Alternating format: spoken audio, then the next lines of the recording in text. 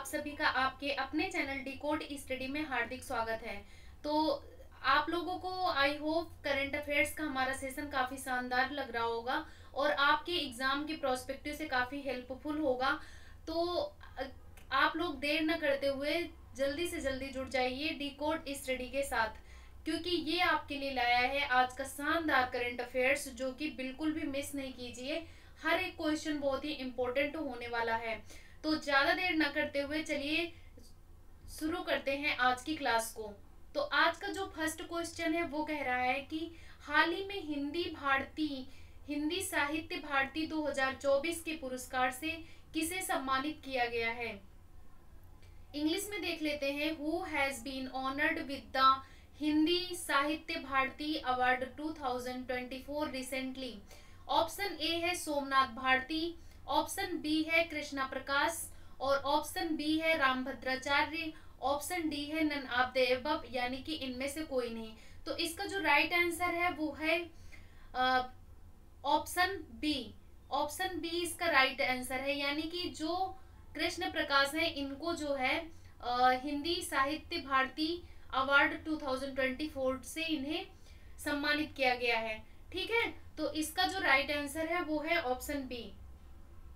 चूंकि आप लोग जानते हैं रामभद्राचार्य हो नहीं सकता है, क्योंकि रामभद्राचार्य को ज्ञानपीठ पुरस्कार 2023 से सम्मानित किया गया था। इनको क्या मिला था? ज्ञानपीठ पुरस्कार 2023 मिला था।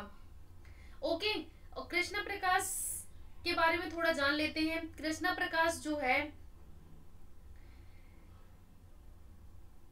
मुंबई में पुलिस के आतंकवादी निरोधी इकाई का नेतृत्व करने वाले जो है ये नेतृत्व करने वाले प्रसिद्ध फोर्समैन हैं, जिन्हें 2 बार गिनीज वर्ल्ड रिकॉर्ड मिला है। इनका 2 बार जो है इन्हें गिनीज वर्ल्ड बुक में इन्हें शामिल किया गया है। ठीक है, 2 बार इन्हें गिनीज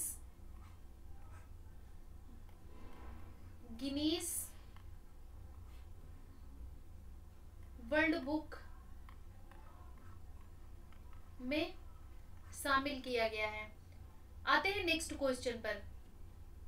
नेक्स्ट क्वेश्चन बहुत ही इंपॉर्टेंट क्वेश्चन है और यहाँ पर क्वेश्चन बनने के चांसेस बहुत ज्यादा होते हैं। इस तरीके के क्वेश्चन हमेशा एग्जाम में आपको देखने को मिलेंगे।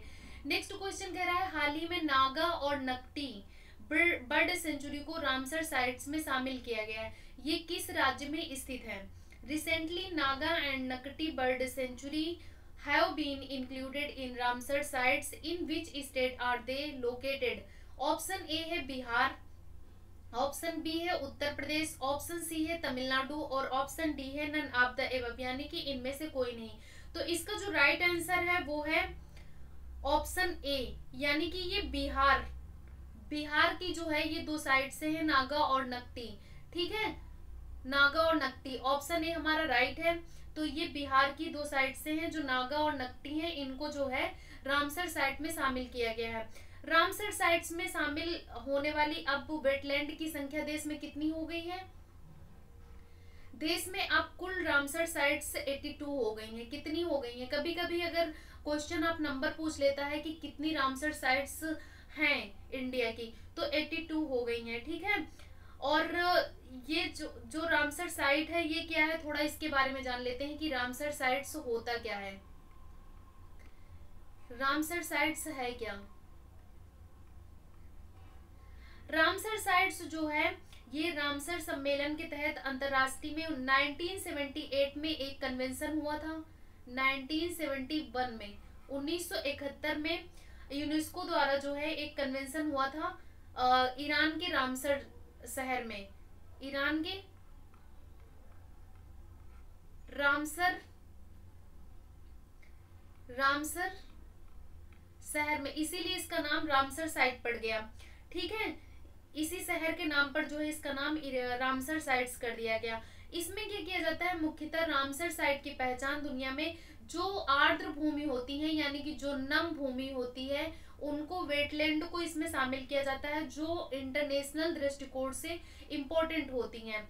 ऐसी जहां पर जल में रहने वाले पक्षी भी बड़ी संख्या में रहते हैं, ऐसे जो है साइट्स को रामसर साइट्स में शामिल किया जाता है। तो आपको सिर्फ 2-3 बातें ध्यान में रखना है कि नागा और नक्टी बर्ड सेंचुरी बिहार की है। और ये देश में अब टोटल नंबर रामसर साइट्स की 82 हो गई है। रामसर साइट्स क्यों इम्पोर्टेंट है, ये 1971 में जो है बना था संयुक्त राष्ट्र कन्वेंशन के तहत, और ये ईरान के रामसर शहर में हुआ था, तो इसीलिए रामसर शहर के नाम पर इसका रामसर साइट्स नाम रख दिया गया। जो ये रामसर साइट से है, ये इम्पोर्टेंट क्यों है, क्योंकि ये वेटलैंड होती हैं जहाँ पर काफी मात्रा में बर्ड, जो चिड़ियां हैं या बर्ड पक्षी हैं, वो अपना जीवन यापन करते हैं, यानी कि वो ज्यादा मात्रा में वो वहां पर रहते हैं, तो उनको अंतरराष्ट्रीय इम्पोर्टेंट को ध्यान में रखते हुए इनको साइट्स को शामिल किया जाता है रामसर साइट्स में। ओके, आते हैं नेक्स्ट क्वेश्चन पर। नेक्स्ट क्वेश्चन कह रहा है कि प्रधानमंत्री नरेंद्र मोदी ने किस दिवस के अवसर पर एक पेड़ एक माह के नाम का अभियान शुभारंभ किया, यानी एक पेड़ और एक माह, ठीक है, एक पेड़ और एक माह के जो है नाम का अभियान शुरू किया गया। इंग्लिश में देख लेते हैं।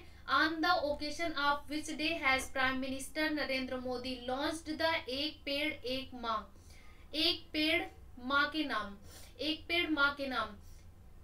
तो ऑप्शन ए है वाटर डे, ऑप्शन बी है climate diversity day, option C है world environment day, option D है नन ऑफ द एबव। तो इसका जो राइट आंसर है वो क्या हो सकता है, अगर आप लोगों ने पढ़ा होगा, दिमाग लगा के पढ़ेंगे, एक पेड़ माँ के नाम, तो किससे रिलेट हो रहा है, जल से हो नहीं रहा है, जलवायु विविधता से हो नहीं रहा है, तो ये किससे हो रहा है, ये हो रहा है वर्ल्ड इन्वायरमेंट डे से।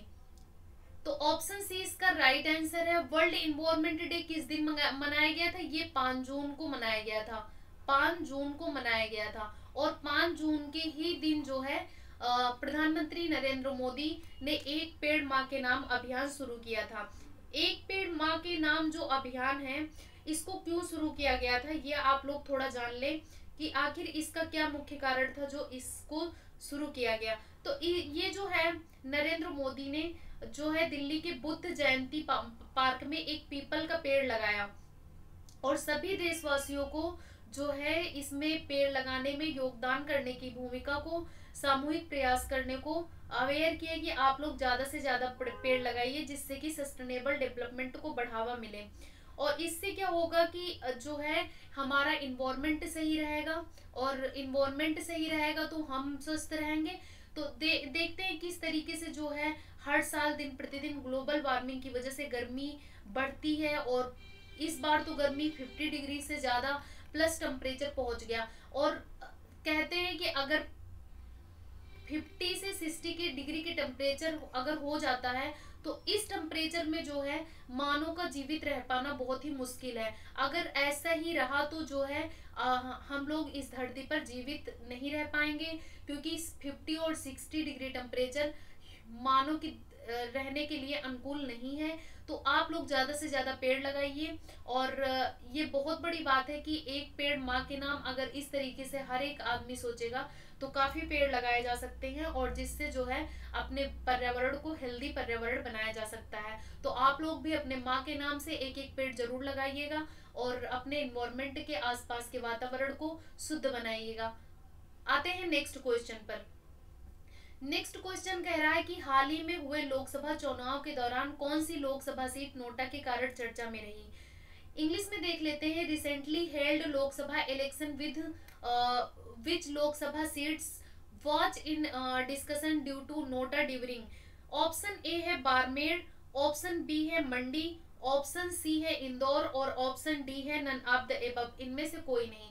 तो इसका जो राइट आंसर है वो क्या है, वो है ऑप्शन सी, यानी इंदौर ऐसा जो है लोकसभा सीट रहा जिसमें नोटा के कारण काफी चर्चा में रहा।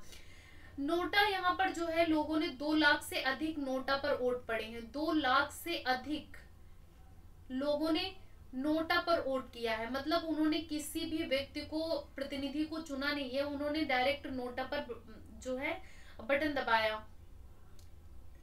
इस तरीके से देखा जाए तो जो है नोटा एक प्रकार से ये दिखाता है कि एक लोकतंत्र में जो लोग हैं वो किसी को भी नहीं पसंद कर रहे हैं, यानी कि वो उनके जो उम्मीदों पे कोई भी खरा नहीं उतर रहा है। तो ये भी एक डेमोक्रेसी के लिए बहुत ही चिंताजनक बात है कि ऐसा जो है एक डेमोक्रेसी में होना बहुत ही चिंता का विषय माना जाता है कि 2 लाख प्लस लोग नोटा का बटन दबाते हैं, यानी कि वो लोग किसी को पसंद नहीं करते हैं। ओके। मंडी लोकसभा सीट से आप लोगों को पता ही होगा कि मंडी लोकसभा सीट से जो है कंगना रनावत जीती हैं और इन्होंने विक्रमादित्य को हराया है। ठीक है, आते हैं नेक्स्ट क्वेश्चन पर। नेक्स्ट क्वेश्चन कह रहा है कि हाल ही में अंतरराष्ट्रीय क्रिकेट में 600 छक्का लगाने वाले दुनिया के पहले बल्लेबाज कौन बने हैं? Who was recently become the first batsman in the world to hit 600 sixes in the international cricket? Option A है विराट कोहली, ऑप्शन बी है रोहित शर्मा, ऑप्शन सी है राशिद खान, ऑप्शन डी है नन ऑफ द एबव, यानी इनमें से कोई नहीं।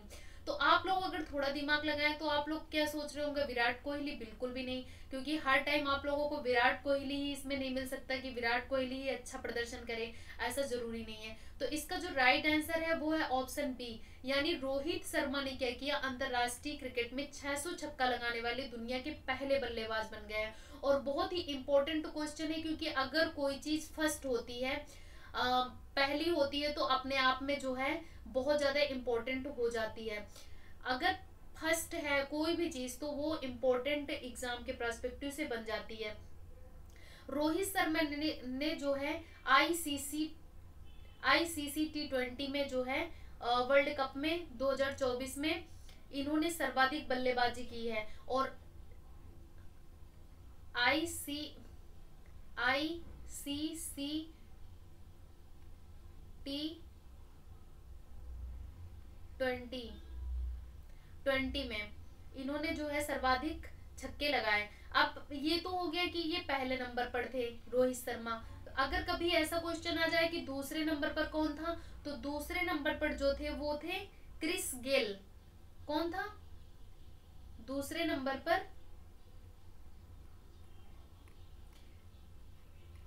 क्रिस गेल दूसरे नंबर पर थे। इन्होंने कितने छक्के लगाए? इन्होंने 553 यानी कि 553 छक्के लगाए। 553 छक्के लगाने के कारण ये दूसरे स्थान पर रहे और 600 छक्के लगाने वाले दुनिया के पहले बल्लेबाज रोहित शर्मा बन गए हैं, जो कि इंडिया के लिए काफी प्राउड की बात है कि इंडिया का कोई प्लेयर जो है इतने छक्के लगा के इंटरनेशनल स्तर पर अपना जो है पहला मुकाम हासिल करता है।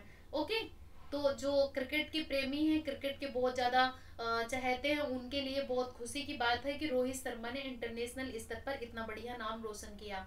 आते हैं नेक्स्ट क्वेश्चन पर। नेक्स्ट क्वेश्चन कह रहा है कि हाल ही में स्पेस में तीसरी बार पहुंचने वाली भारतीय मूल की अंतरिक्ष यात्री कौन है? Who is the Indian origin astronaut who recently reached space for the third time? Option A है सुनीता विलियम्स, ऑप्शन बी है कल्पना चावला, ऑप्शन सी है बुच विल्मोर और ऑप्शन डी है नन ऑफ द एबव, यानी इनमें से कोई नहीं। तो इसका जो राइट आंसर है वो क्या हो सकता है? आप लोग थोड़ा सा गेस करिए तो आपको इसका आंसर आराम से मिल जाएगा। थोड़ा सा दिमाग लगाएंगे तो आप लोगों को बहुत आसानी से इसका आंसर मिल जाएगा।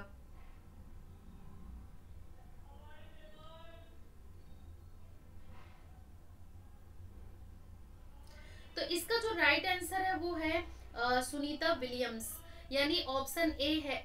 ऑप्शन ए जो है वो हमारा राइट आंसर है। ऑप्शन ए जो है वो राइट आंसर है, सुनीता विलियम्स। क्योंकि कल्पना चावला की डेथ हो चुकी है, ये भी स्पेस में गई थी और इन्होंने ये पहली महिला थी जो अंतरिक्ष यात्री थी भारत की तरफ से, कल्पना चावला, और इनकी वहां पर डेथ हो जाती है। बुच विल्मोर हो नहीं सकती क्योंकि बुच विल्मोर सुनीता विलियम्स के साथ गए हैं। ठीक है, ये तीसरी बार पहुंचने वाले अंतरिक्ष यात्री नहीं है, तो ये हो नहीं सकता। तो ऑप्शन ए हमारा राइट आंसर है, सुनीता विलियम्स। अब थोड़ा सा जान लेते हैं Sunita Williams. Sunita Williams Boeing के CST-100 Boeing CST-100 star line में जो है उड़ान भरने वाली पहली अंतरिक्ष यात्री बन गई। यानी कि जो CST-100 स्टार लाइनर अंतरिक्ष यान है, इस स्टेशन से जो है ये पहली पहली फर्स्ट फर्स्ट अंतरिक्ष यात्री बन गई। अगर ऐसा क्वेश्चन आ जाता है कि बोइंग की CST-100 स्टार लाइनर अंतरिक्ष यान से अंतरिक्ष स्टेशन से उड़ान भरने वाली पहली सदस्य कौन बनी है, तो वो सुनीता विलियम्स बनी है। यहाँ पर दो क्वेश्चन बहुत ही इंपॉर्टेंट है, ध्यान में रखना दोस्तों। कि पहला है कि स्पेस में तीसरी बार पहुंचने वाली भारतीय महिला मूल की अंतरिक्ष यात्री कौन बनी है, सुनीता विलियम्स। और अगर यही क्वेश्चन घुमा के पूछे कि बोइंग की CST-100 स्टारलाइन अंतरिक्ष स्टेशन से पहली अंतरिक्ष यात्री कौन बनी है, तब भी जो है वो सुनीता विलियम्स बनी है। ठीक है, ये 58 ईयर्स ओल्ड हैं, 58 साल की जो है ये महिला है। और जो बुच विल्मोर है, इनके क्रू फ्लाइट जो है ये क्रू फ्लाइट टेस्ट मिशन के केप है। ठीक है, तो ये दोनों लोग गए हैं, ये कमांडर हैं। और जो कि तो इस तरीके से देखा जाए तो एटलसबी रॉकेट से भेजे जाने वाले विल्मोर और विलियम्स पहले यात्री होंगे, यानी कि दोनों लोग पहले यात्री होंगे। ये पायलट हैं, बुच विल्मोर जो है इनके पायलट हैं। ठीक है, तो 3-4 बातें आप लोगों को ध्यान रखनी है कि अगर हाल ही में स्पेस में तीसरी बार पहुंचने वाली भारतीय मूल की अंतरिक्ष यात्री कौन है, सुनीता विलियम्स। बोइंग CST-100 अंतरिक्ष स्टेशन से पहले सदस्य कौन बनी है पहुंचने वाले अंतरिक्ष में, तो सुनीता विलियम्स। और इनके साथ बुच वॉलमोर गए हैं जो कि पायलट हैं। ओके, आते हैं नेक्स्ट क्वेश्चन। नेक्स्ट क्वेश्चन कह रहा है कि 81वीं अंतरराष्ट्रीय वायु परिवहन संघ की वार्षिक आम बैठक की मेजबानी कौन सा देश करेगा। इंग्लिश में देखते हैं, which country will host in 81 international air transport association annual general meeting. Option A है रसिया, ऑप्शन बी है अमेरिका, ऑप्शन सी है इंडिया, ऑप्शन डी है नन ऑफ द अबव, यानी इनमें से कोई नहीं। तो इसका राइट आंसर क्या होगा। इसका जो राइट आंसर है, आप लोग सोच रहे होंगे कि अमेरिका होगा, क्योंकि अमेरिका ही सब चीज में आगे रहता है, लेकिन ऐसा बिल्कुल नहीं। इसका राइट आंसर है ऑप्शन सी, यानी कि अपना प्यारा भारत जो है इस जो है बैठक की मेजबानी करेगा। जो कि काफी गर्व की बात है कि अपना देश जो है अगर इंडिया किसी चीज को कर रहा है तो बहुत जो है गर्व की बात होती है कि इंडिया इसमें जो है पार्टिसिपेट कर रहा है। अब थोड़ा सा जान लेते हैं कि जो भारत है ये 2025 की मेजबानी करेगा। 2025 में जो होगा उसकी मेजबानी करेगा। 2025 में जो है ये IATA की बैठक होगी। और ये इसलिए इम्पोर्टेंट है कि ये 42 साल के बाद जो है भारत जो है इसकी मेजबानी करने वाला है। 42 इयर्स के बाद 42 इयर्स के बाद भारत इसकी जो है मेजबानी करेगा। ये इम्पोर्टेंट इतना क्यों है, क्योंकि जो ये वैश्विक एयरलाइन है या विमान निर्माता हैं, उनके हितधारक के उनके शीर्ष अधिकारियों के साथ उद्योग में महत्वपूर्ण मुद्दों को जो है एक साथ लाए गए। यानी कि जो वायु परिवहन से रिलेटेड जो भी मुद्दे होंगे, जो भी इस पे बातें होंगी, उन पे जो है इंटरनेशनल स्तर पर किस तरीके से जो है इस पे बातचीत होनी चाहिए, उस पे ये बैठक अहम मायने रखती है। तो यानी कि ये जो है 42 साल बाद इंडिया कर रहा है, 2025 में होगा इस तरह की बैठक। और इंडिया कर रहा है इसलिए अपने आप में ये क्या है, बहुत ही इम्पोर्टेंट हो जाता है।